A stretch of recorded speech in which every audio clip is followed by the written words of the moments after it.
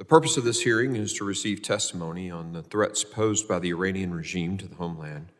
I now recognize myself for an opening statement. There is no doubt that the Iranian regime poses a significant threat to the United States homeland and to our allies. This threat is real and it is growing. Tehran continues to furnish weapons, funding, and training to its surrogates across the globe who engage in heinous acts of terror. On October 7th of this year, which coincided with the 50th anniversary of the Yom Kippur War, the world witnessed the horrific and grotesque atrocities that occurred in Israel.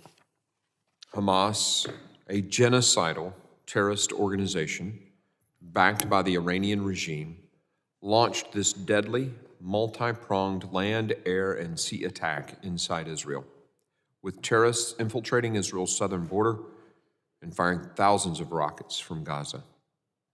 Over 1,400 Israelis were killed, with a significant number being innocent civilians, women, children, and the elderly.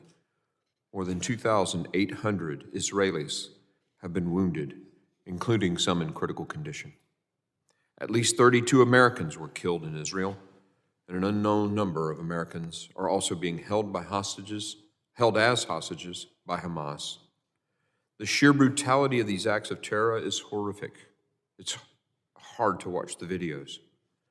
Hamas terrorists hunted down hundreds of young people innocently celebrating at a music festival to murder and rape them.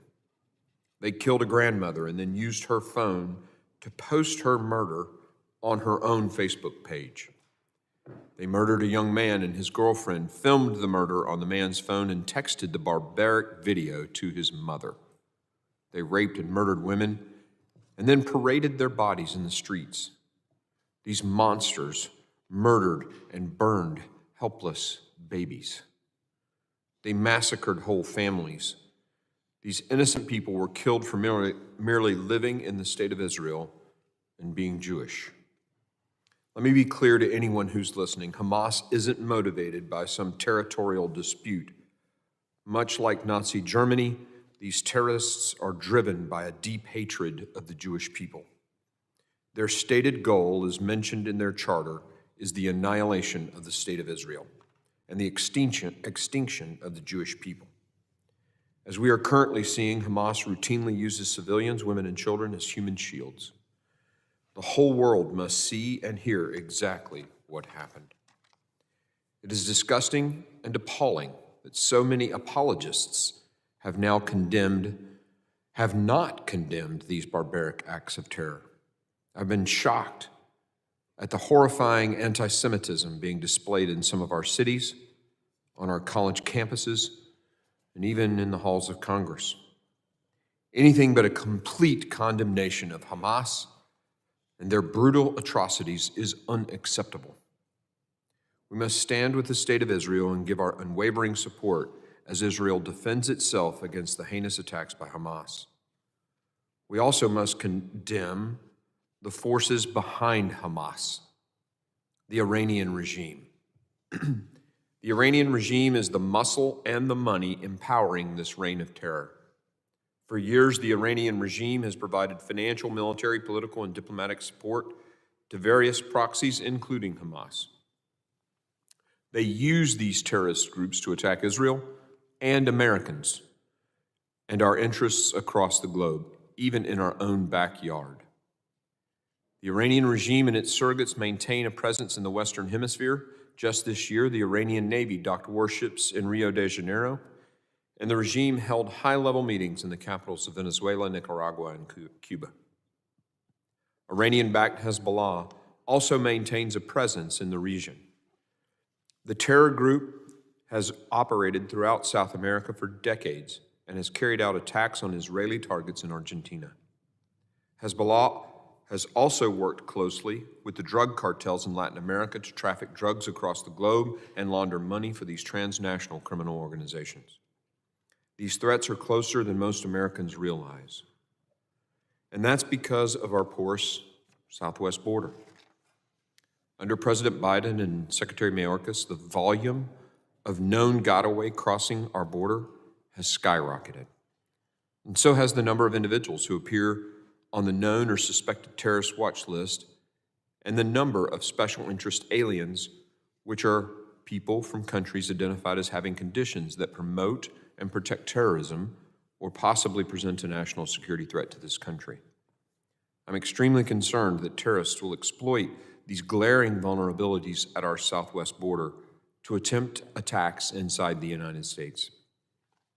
Just a few weeks ago, one human smuggling group with significant ties to ISIS moved Uzbeki nationals into the United States, and some of these individuals smuggled into our country still remain at large.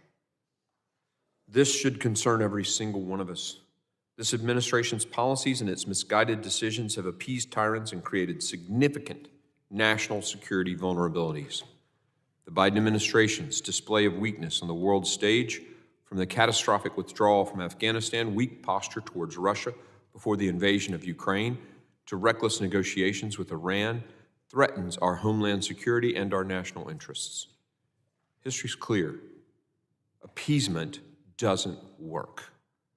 While the Biden administration was busy cutting deals with the Iranian regime, Hamas was preparing for its attacks.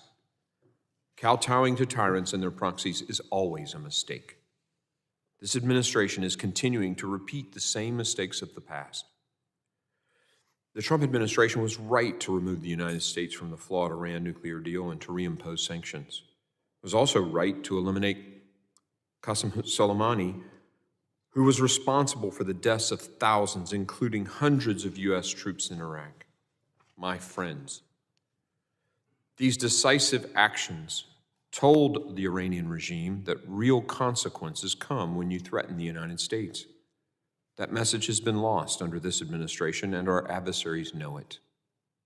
As I indicated at the onset, the Iranian regime's threats to the homeland are real and are growing. They've sought to conduct cyber attacks on our state and local governments and private industry. The regime continues to pursue an opportunistic approach to cyber warfare, which makes the United States and our allies' critical infrastructure susceptible to that attack. They've plotted to target and assassinate individuals inside the United States, including former Trump officials. They've also sought to abduct or assassinate Iranians living in the United States who are critical of their regime, such as Masih Alinejad, an Iranian-American journalist testifying before the committee today. The Iranian regime is becoming more determined and more adept in its malicious activity. We must remain vigilant. Now I'd like to deviate for a second from my script and just say to the Iranian people who are freedom-loving, we know of your suffering, and you are in our prayers. Thank you all, and I want to thank our witnesses for being here this morning. I look forward to your unvarnished testimony, your objective perspective about the threats the Iranian regime poses and what actions we need to take to counter these threats.